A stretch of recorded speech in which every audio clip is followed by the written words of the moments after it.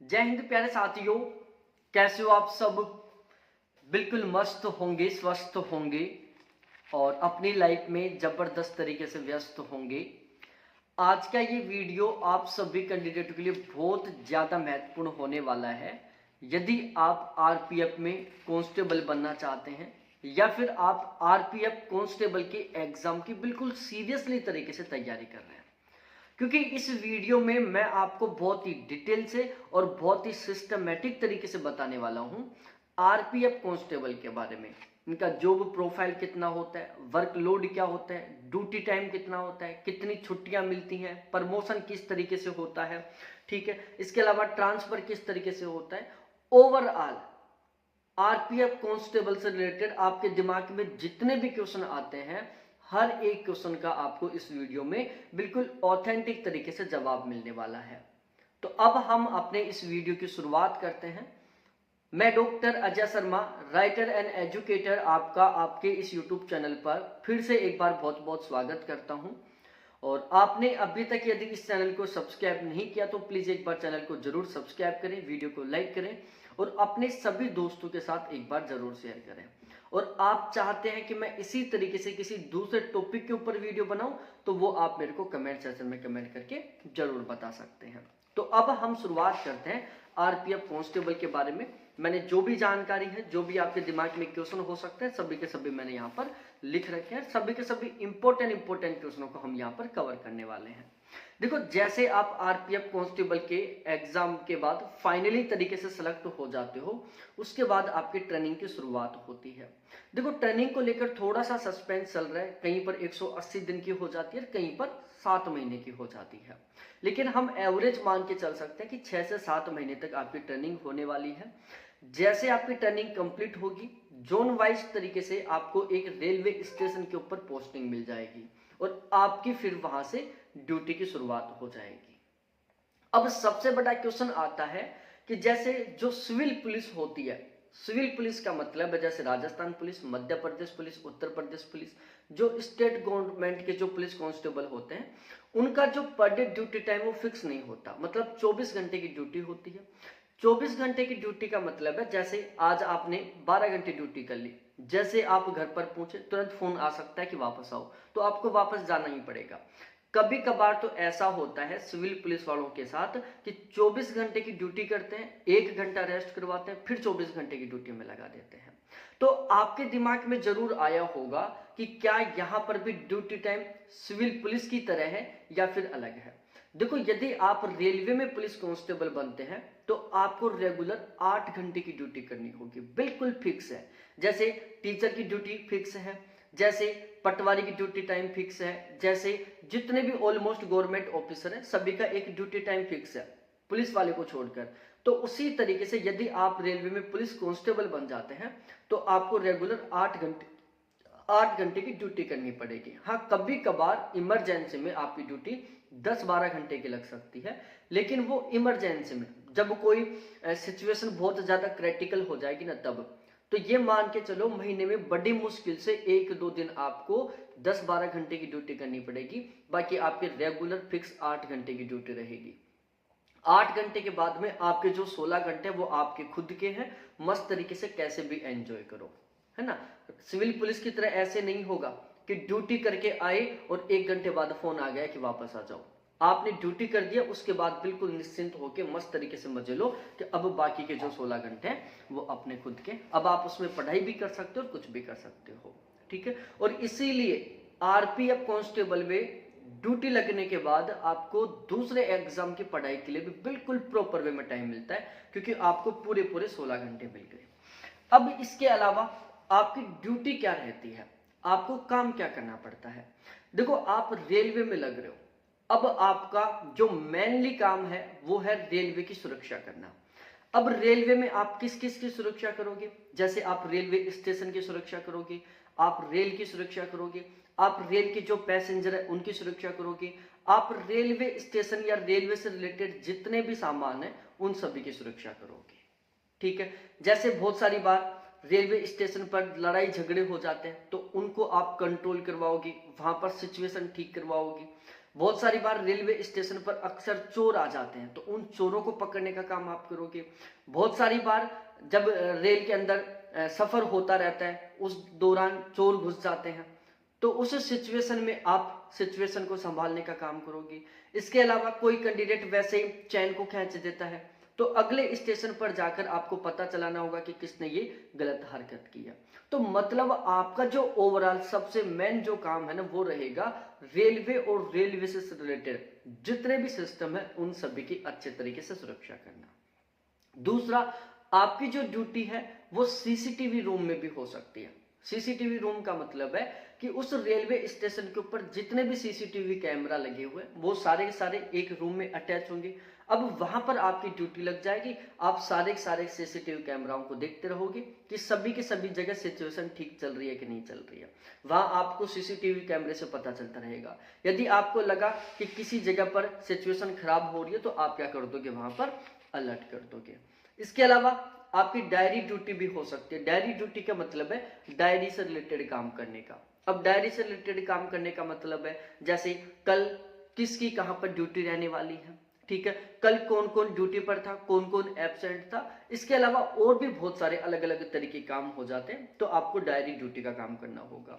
इसके अलावा रिजर्वेशन जो ड्यूटी होती है, अलग अलग रिजर्वेशन के सिस्टम होते हैं रेलवे स्टेशन के ऊपर, तो वहां पर आपकी ड्यूटी हो जाती है। इसके अलावा बैग स्कैन करने का काम होगा। जब आप रेलवे स्टेशन के ऊपर जाते हो तो, और यदि आप अपने साथ कोई भी बैग लेके जाते हो तो उसको हम एक मशीन के ऊपर रखते हैं और उस मशीन के द्वारा हमारा बैग स्कैन होता है और उस स्कैन से पता चलता है कि हमारे बैग के अंदर कोई अवैध सामान तो नहीं है। तो उस बैग को स्कैन करने का काम भी आप ही करने वाले हो यदि आप रेलवे में कांस्टेबल बन जाते हो तो। इसके अलावा कंप्यूटर से रिलेटेड काम, भाई आपका रेलवे स्टेशन पर पुलिस से रिलेटेड या सुरक्षा से रिलेटेड कोई भी कंप्यूटर है तो उसको संभालने का काम, जैसे आज आपने टोटल क्या क्या काम किया, आज रेलवे स्टेशन पर किस तरीके से गति हुई दी हुई, उन सभी को ऑनलाइन छटाना। साथ ही साथ यदि बाहर से ऑफिसरों से कोई ऑनलाइन मेल आ रहे हैं उनको चेक करना, इस तरीके से काम रहेगा। अब इसके अलावा ये काम आपको समझ गए, मतलब मेनली ये समझो कि आपका भागदौड़ का भी काम नहीं रहने वाला, हार्ड वर्क का भी काम नहीं रहने वाला, ठीक है। मस्त तरीके के 8 घंटे की ड्यूटी रहेगी। अब किसकी कहां पर ड्यूटी रहेगी ये डिपेंड करता है आपके ऊपर। जो आप जितने भी कैंडिडेटों का स्टाफ रहेगा वही फिक्स करेगा कि कौन कहां पर ड्यूटी करना चाहता है। अब यदि आप सभी के अंदर बहुत अच्छी बॉन्डिंग है तो आप अपनी इच्छा के अनुसार काम डिवाइड कर लोगे, और यदि आपके अंदर बॉन्डिंग नहीं है तो फिर सिचुएशन ही अलग है। बाकी सामान्यतः ये होता है कि जिसको कंप्यूटर का काम करना पसंद है वो कंप्यूटर का काम करता है, जिसको बैग स्कैन करने का काम पसंद है वो बैग स्कैन करने का काम है, जिसको चोर पकड़ने का काम अच्छा लगता है तो वो चोर पकड़ने का काम करेगा। तो इस तरीके से ये सारे काम रहने वाले हैं, ठीक है। जैसे सिविल पुलिस में तो एक सबसे बड़ी प्रॉब्लम क्या होती है, जैसे ठंड का मौसम है, खेतों के अंदर सड़कों के ऊपर आप क्या कर रहे हो, चेतक में बैठकर चारों तरफ चक्कर लगा रहे हो, ठीक है। बरसात के टाइम में ट्रैफिक पुलिस वाला है जो बत्ती के ऊपर खड़ा रहता है, वहां पर भीग रहा है फिर उसके बाद ड्यूटी कर रहा है, ऐसा सिचुएशन नहीं होता। मस्त तरीके से आपको केवल रेलवे स्टेशन के ऊपर ही रहना है। अब इसके अलावा आपको फैसिलिटी क्या क्या मिलती है, देखो आपको बैरिक मिलेगा जिसमें आप बिल्कुल अच्छे तरीके से रह सकते हो, अपनी फैमिली के साथ भी रह सकते हो। आपको मेस की फैसिलिटी मिलेगी तो आपका खाना बनाने वगैरह का झंझट खत्म। एक बड़ी प्रॉब्लम होती है कि हम अपना पूरा सेटअप लेके आए फिर खाना बनाएं, तो ये सिस्टम नहीं रहेगा। मैस मिलेगा, मस्त तरीके से खाना खाओ। और इसमें एक फैसिलिटी और होती है, जैसे आप जितने भी बाकी की फोर्स है उसमें जाते हो, जैसे सीआरपीएफ में चले गए, सीआईएसएफ में चले गए, आईटीबीपी में चले गए, तो वहां पर तो आपका जो राशन मनी अलाउंस है ना, जितना भी आ रहा है वो सारा का सारा वहीं आपको कट जाएगा मैस में। यहाँ पर क्या सिस्टम होगा कि आप सभी के सभी जितने भी स्टाफ हैं, जितने भी कैंडिडेट हैं, वो सभी के सभी लोग रुपए इकट्ठे करेंगे। जैसे 3-3 हजार रुपए इकट्ठा कर लिया, टोटल 1 लाख रुपए हो गया, ठीक है। अब उस 1 लाख रुपए से महीने का खर्चा चलेगा। मतलब ये समझो 1 महीने के अंदर खाने का जितना खर्चा होगा उसको उन सभी कैंडिडेटों के बीच में डिवाइड कर दिया जाएगा जो वहां पर खाना खा रहे हैं, और फिर उसके अकॉर्डिंग वो हिस्सेदारी बट जाएगी। तो यहाँ पर ऐसा नहीं होगा कि मैस का जो टोटल अमाउंट आ रहा है वो ऐसे कैसे चला जाएगा, राशन मनी का जो टोटल अमाउंट आ रहा है वो ऐसा कैसा चला जाएगा। तो ये भी यहाँ पर एक प्लस पॉइंट है, ठीक है। इसके अलावा यहाँ पर आपको टोटल 13 महीने की सैलरी मिलेगी, जो कि सारी की सारी फोर्स में मिलती है। अब 13 महीने की सैलरी क्यों मिलेगी? क्योंकि फेस्टिवल वगैरह में आपकी छुट्टी नहीं रहने वाली, क्योंकि जो फेस्टिवल वगैरह का जो टाइम है, जैसे दीपावली हो गया, होली हो गया, जितने भी फेस्टिवल है उसमें लोग ज्यादा सफर करते हैं। लोग ज्यादा सफर करेंगे तो सिचुएशन बिगड़ने की ज्यादा कंडीशन रहती है। तो इस वजह से स्पेशली तरीके से फेस्टिवल के दौरान जितने भी रेलवे में कांस्टेबल वगैरह, एसआई वगैरह होते हैं, उन सभी की छुट्टियां रद्द कर दी जाती हैं। तो फेस्टिवल के टाइम आपको छुट्टी नहीं मिलेगी, इसलिए आपको यहाँ पर 1 महीने की एक्स्ट्रा सैलरी मिलती है। तो टोटल कुल मिलाकर आपको यहाँ पर 13 महीने की सैलरी मिलेगी। अब यदि हम बात करें छुट्टियों के बारे में, देखो आपका वीक में 1 डे का ऑफ रहेगा, 7 दिन में आपको केवल 6 दिन काम करना पड़ेगा। अब संडे ऑफ रहेगा ये फिक्स नहीं है, अब उसमें सिचुएशन डिपेंड करेगी। सपोज दैट 14 कैंडिडेटों का स्टाफ है, तो उसमें ऐसे डिवाइड हो जाएगा, 2 कैंडिडेटों के मंडे की छुट्टी, 2 कैंडिडेटों को मंगलवार की छुट्टी, अगले 2 कैंडिडेटों की बुधवार की छुट्टी, इस तरीके से। तो यहां पर ऐसा भी हो जाता है, जैसे सपोज दैट कोई कैंडिडेट है, आप महीने में टोटल 4 छुट्टी ले सकते हो 4 वीक में। तो यहां पर इस तरीके से भी कर लेते हैं, जैसे मेरे को गांव जाना है 4 दिन के लिए, तो मैं पूरे महीने में एक बार भी छुट्टी नहीं करूंगा वीक ऑफ की, और फिर मैं एक साथ 4 दिन की छुट्टी ले लूंगा। तो ऐसे भी हो जाता है। तो ये अच्छा सिस्टम है, आप पहले लगातार ड्यूटी करते रहो और फिर एक साथ छुट्टी ले लो, तो वो जितने भी स्टाफ के कैंडिडेट है ना, वो आपस में मिलजुल कर लेते हैं, ताकि कोई दिक्कत भी नहीं आए और छुट्टी भी अच्छे तरीके से कट जाए। ठीक है। आपको टोटल 15 CL मिलने वाली है और टोटल 30 आपको LAP मिलेंगी। ये जो 15 CL मिलेंगी, आप इनको कैसे भी ले सकते हो, चाहो तो 15 के 15 एक साथ ले सकते हो, या फिर आप टुकड़ों में ले सकते हो। जैसे कहीं दोस्त के साथ दिया 2 दिन के लिए लिया, जैसे ससुराल में साथ दिया 5 दिन के लिए लिया, ऐसे आप इनको डिवाइड कर सकते हो।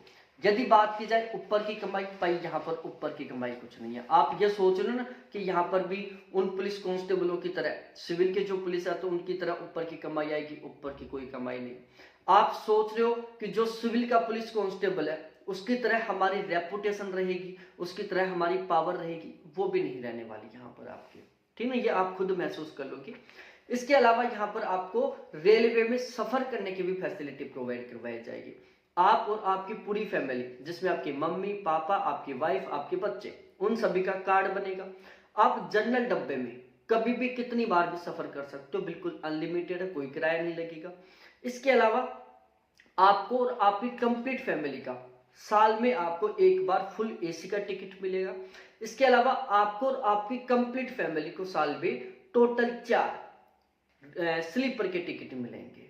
और ये सिस्टम 5 साल तक रहेगा, शुरू के 5 साल तक। उसके बाद में जो टिकटों की संख्या है वो बढ़ जाएगी। तो इस तरीके से ये सारा सिस्टम था। उसके बाद हम बात करें सैलरी के बारे में। देखो आपकी जो सैलरी है, जो सिविल पुलिस में जो कांस्टेबल लगते हैं, बिल्कुल उनके बराबर रहने वाली है।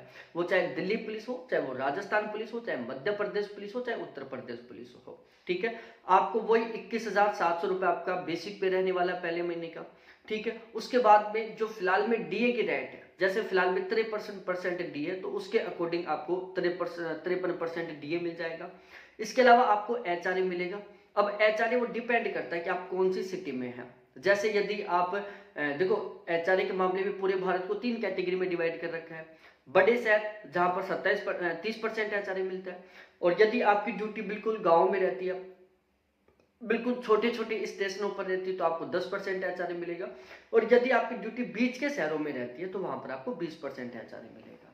तो कहां पर है आपकी ड्यूटी, किस कैटेगरी के शहर में आपकी ड्यूटी, X में है, Y में है, Z में है, तो उसके अकॉर्डिंग आपको HRA मिलेगा। इसके अलावा आपको राशन मनी अलाउंस मिलेगा। इसके अलावा आपको ट्रांसपोर्टेशन अलाउंस मिलेगा। इसके अलावा आपको लगभग 200-250 रुपए के आसपास और अलाउंस मिलेंगे, जैसे हेयर कट अलाउंस मिल गया, ड्रेस वॉशिंग अलाउंस मिल गया। इस तरीके से लगभग 200-250 रुपए के आसपास का आपको और अलाउंस मिलेगा।